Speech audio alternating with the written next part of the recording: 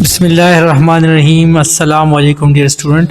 अच्छा स्टूडेंट, आज हम यूनिट 5 केमिकल बॉन्डिंग के लॉन्ग क्वेश्चन शुरू करने जा रहे हैं और इसी वीडियो में सारे लॉन्ग क्वेश्चन हम सॉल्व करेंगे। सबसे पहले जो है हमारे पास है कोवेलेंट बॉन्ड की तभी खुसूसियात की पेशेनगोई करे और इनकी खुसूसियात को इनके साथ और बॉन्डिंग से मरतूब करे। सो जवाब हमारे पास है कि कोवेलेंट कंपाउंड की तभी खुसूसियात और साख्त। कोवेलेंट बॉन्ड एटमों के दरमियान इलेक्ट्रॉन के इश्तराक से बनते हैं, जैसे कि हमने शॉर्ट क्वेश्चन में डिस्कस किया था कि दो एटम आपस में इलेक्ट्रॉन शेयर करें, जैसे कि HCl है, ये अपना एक इलेक्ट्रॉन और Cl अपना एक इलेक्ट्रॉन जो है ये क्या करे, एक दूसरे के साथ शरीक करे और इनके बीच फिर क्या बॉन्ड बनता है, कोवेलेंट बॉन्ड बनता है अमूमन गैर धातुओं के दरमियान, जैसे आज़ाद मालिक्यूल्स बनते हैं। इनके दरमियान कशिश की क़ुव्वतें यानी इंटरमालिकुलर फोर्सेस कमज़ोर होती हैं। एक हमने कुछ खुसूसियात इसके डिस्कस करने हैं, तो एक ये हो गया। दूसरे इसी के लिए इनकी मेल्टिंग पॉइंट और बॉइलिंग पॉइंट जो है वो भी कम होते हैं, क्योंकि इंटरमालिकुलर फोर्सेस कमज़ोर है। ये उमूमन कमरे के दर्जा हरारत यानी रूम टेम्परेचर पर गैस या माया हालत में होते हैं। चूँकि इनमें आज़ाद इलेक्ट्रॉन यानी फ्री इलेक्ट्रॉन्स नहीं होते, इसीलिए ये बिजली के नाक़स मौसल यानी बैड कंडक्टर होते हैं। फ्री इलेक्ट्रॉन का होना बहुत ज़रूरी होता है कंडक्टर के लिए। इलेक्ट्रॉन यानी जब आज़ाद इलेक्ट्रॉन मौजूद हो तो इससे करंट आप गुजार सकते हैं, यानी बिजली क्या गुड कंडक्टर कहलाता है, मौसल कहलाता है। ठीक है, नेक्स्ट क्वेश्चन हमारे पास है आयनिक बॉन्ड्स की तभी खुसूसियात की पेशेनगोई करे और इनकी खुसूसियात इनके साथ के बॉन्डिंग से मरतूब करे। तो जवाब है आयनिक बॉन्ड की तभी खुसूसियात और साख्त। ठीक है, अगर देखा जाए तो हमारे पास जो है आयनिक बॉन्ड जो है इलेक्ट्रॉन्स की मुकम्मल मुंतकिली की वजह से बनते हैं। ठीक है, एक एटम से दूसरे एटम में इलेक्ट्रॉन मुंतकिल हो जाए तो उससे आयनिक बॉन्ड बनते हैं, जिससे मुखालिफ चार्जेस वाले आयंस के दरमियान मजबूत इलेक्ट्रोस्टैटिक फोर्स यानी इलेक्ट्रोस्टैटिक क़ुव्वत पैदा होती है। यानी अपोजिट आयन होते हैं, पॉजिटिव नेगेटिव होते हैं, तो इस वजह से जो है अपोजिट आयन के बीच जो है एक स्ट्रांग फोर्स कायम हो जाती है। ये एक मजबूत क्रिस्टल लेटस बनाते हैं, जिसकी वजह से इनके मेल्टिंग और बॉइलिंग पॉइंट्स बहुत ज़्यादा होते हैं। ठोस हालत में ये बिजली नहीं गुजारते यानी बैड कंडक्टर होते हैं, लेकिन पिघली हुई हालत या पानी में महलूल की सूरत में ये बेहतर मौसल होते हैं, क्योंकि इनके आयन आज़ादाना हरकत करते हैं। देखो, जब इलेक्ट्रॉन फ्री होते हैं तो फिर ये आराम से इलेक्ट्रॉन फ्री होते हैं तो फिर ये बिजली का अच्छा मौसल साबित हो सकता है।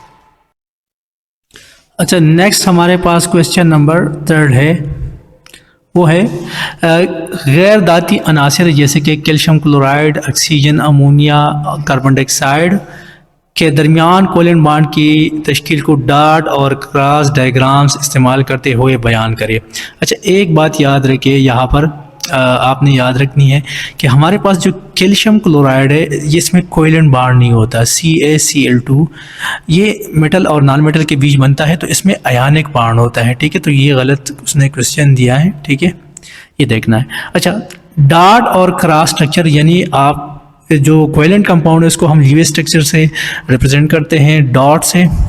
इस तरह डॉट एक एटम पे और दूसरे पे आप क्रॉस लगाएंगे। ठीक है, डायग्राम एक बनाएंगे। अच्छा, कोवेलेंट बॉन्डिंग में एटम जो है वो अपने बैरूनी शेल इलेक्ट्रॉन्स के इश्तराक यानी शेयरिंग करते हैं। मसलन ऑक्सीजन में दो इलेक्ट्रॉन शेयर होते हैं, मतलब एक एटम 2 इलेक्ट्रॉन, दूसरा 2 इलेक्ट्रॉन, डबल बॉन्ड बनाते हैं। अमोनिया जो है वो नाइट्रोजन 3 हाइड्रोजन एटमों के साथ एक इलेक्ट्रॉन शरीक करता है, जबकि कार्बन डाइऑक्साइड में कार्बन 2 ऑक्सीजन एटमों के दरमियान इलेक्ट्रॉन शेयर करता है। ये मैंने इधर लिखा भी है कि ये नोट कर ले कि कैल्शियम क्लोराइड एक आयनिक मरकब है, इसमें कोवेलेंट बॉन्ड नहीं होता।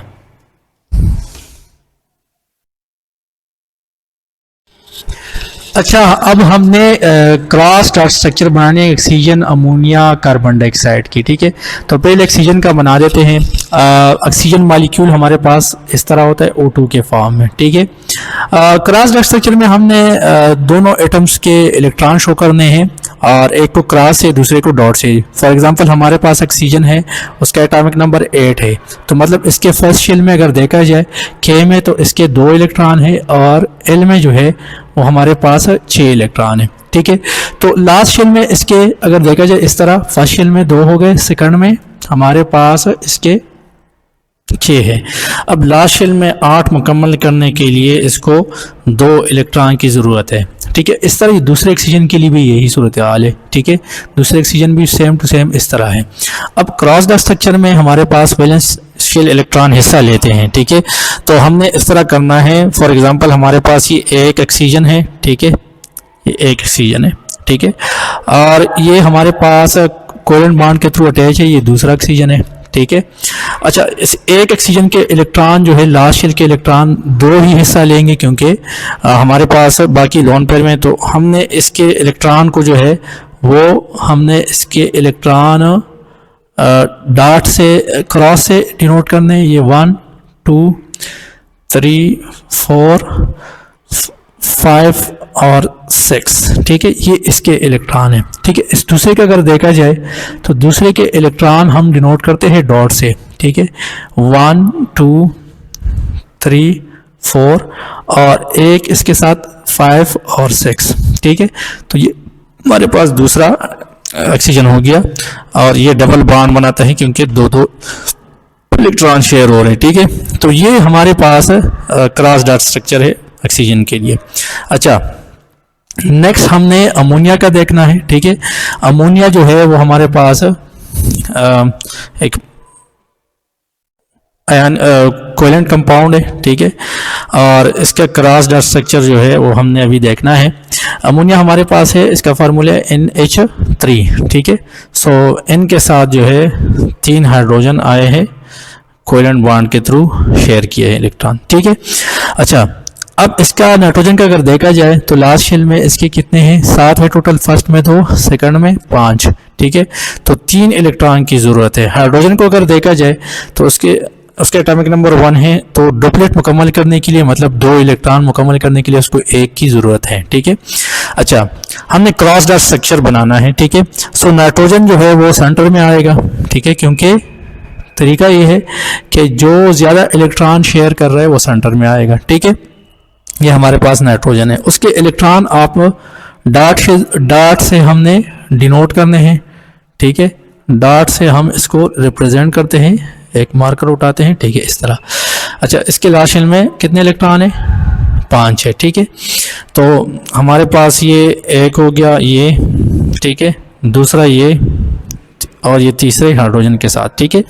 अच्छा, अब एक हाइड्रोजन जो है इसके साथ एक हाइड्रोजन इधर अटैच हो गया, ठीक है, और उसके इलेक्ट्रॉन जो है हमने क्रॉस से डिनोट किए। दूसरा जो है वो इधर अटैच हो गया, ठीक है, और उसके इलेक्ट्रॉन हमने क्रॉस से डिनोट किए, और तीसरा इधर अटैच हो गया, उसके इलेक्ट्रॉन हमने क्रॉस से डिनोट किए। तो ये क्रॉस डॉट स्ट्रक्चर है अमोनिया के लिए। अच्छा, अब हमने कार्बन डाइऑक्साइड के लिए बनाना है, ठीक है, कार्बन डाइऑक्साइड के लिए। अच्छा, कार्बन डाइऑक्साइड को अगर देखा जाए तो उसका फार्मूला है CO2, ठीक है। कार्बन 6, ऑक्सीजन जो है वो हमारे पास 8, इसके फर्स्ट शेल में 2, सेकंड में 4, इसके फर्स्ट शेल में 2, सेकंड में 6। इसको 2 की लास्ट शेल में मुकम्मल करने की ज़रूरत है, 8 हो जाएंगे। इसको भी 4 की ज़रूरत है, 8 हो जाएंगे। तो मतलब ये 4 इलेक्ट्रॉन अपना शेयर करेगा, ये अपने जो है 2 इलेक्ट्रॉन शेयर करेगा। तो सेंटर में कौन आएगा, सेंटर में हमारे पास आया कार्बन, क्योंकि ये ज़्यादा इलेक्ट्रॉन शेयर करेगा, ठीक है।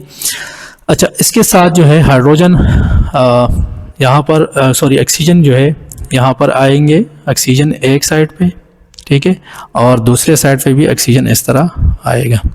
अच्छा, ऑक्सीजन के इलेक्ट्रॉन हमने क्रॉस से डिनोट करने हैं, तो ये हो गया एक क्रॉस, दूसरा क्रॉस, यहाँ पर ये दूसरा ऑक्सीजन है, एक क्रॉस, एक। अच्छा, और इसके साथ जो 4 हाइड्रोजन है, सॉरी इलेक्ट्रॉन है, डॉट से हमने डिनोट करने हैं इस तरह, कार्बन के 1 2 और 1 2, ये क्रॉस डॉट स्ट्रक्चर हो गया कार्बन डाइऑक्साइड का। इसका स्ट्रक्चर लीनियर आता है इस तरह, ठीक है। तो ये थे हमारे पास क्रॉस डॉट स्ट्रक्चर। और कैल्शियम क्लोराइड जो है वो हमारे पास आयनिक कंपाउंड नहीं है, तो उसका क्रॉस डॉट स्ट्रक्चर नहीं बनाना। नेक्स्ट क्वेश्चन नंबर 4 और 5 का आंसर एक ही है। कोवेलेंट और आयनिक बॉन्ड की खुसूसियात पर तबसरा करे या कोवेलेंट और आयनिक मरकबात की खुसूसियात में फ़र्क बयान करे। मतलब कोवेलेंट बॉन्ड या कोवेलेंट कंपाउंड।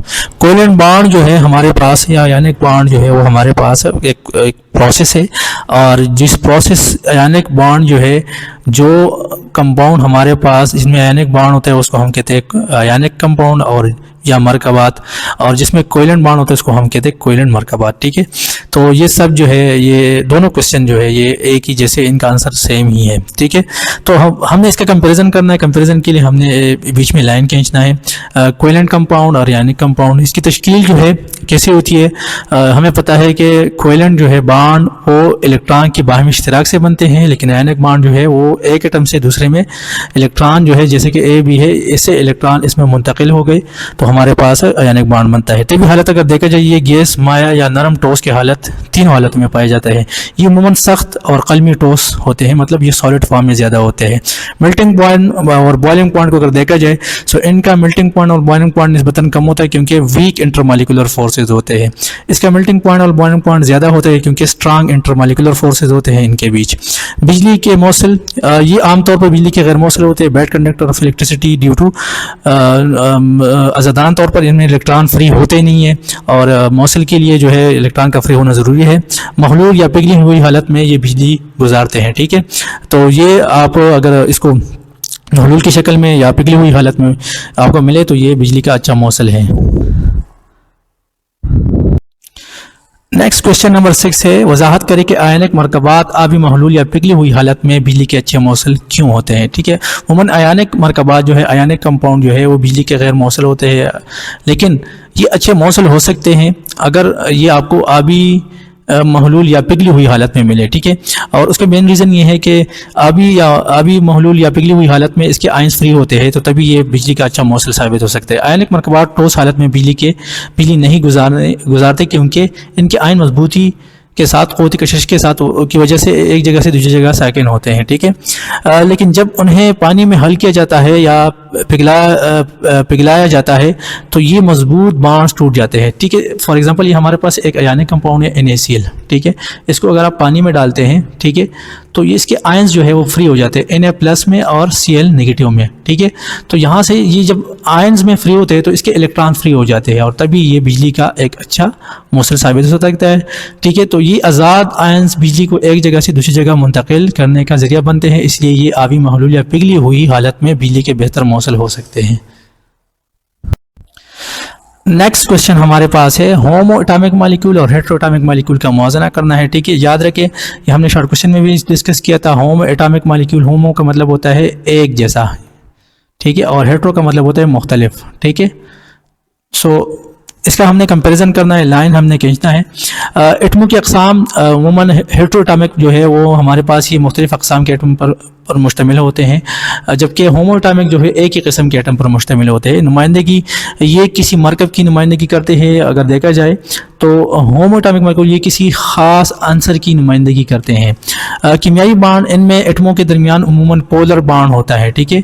और होमो एटॉमिक मॉलिक्यूल में उमूमन नॉन पोलर, ठीक है। पोलर और नॉन पोलर हमने डिस्कस किया था पिछली वीडियो में। पोलर वो होते हैं जिसमें पोल्स बनते हैं, जैसे कि हमारे पास HCl है, इसकी इलेक्ट्रोनेगेटिविटी ज़्यादा है, इस पर पार्शियल नेगेटिव, इस पर पार्शियल पॉजिटिव, ये पोल्स बने दो, ठीक है। तो उमूमन ये हमारे पास हेटेरो एटॉमिक मॉलिक्यूल है। होमो एटॉमिक मॉलिक्यूल जैसे कि H2 है, इसमें पोल्स नहीं बनते, तो ये हमारे पास उमूमन नॉन पोलर कहलाते हैं, ठीक है। पोल्स बनते ही नहीं है, पॉजिटिव नेगेटिव बनते नहीं है, पार्शियल मेंबर।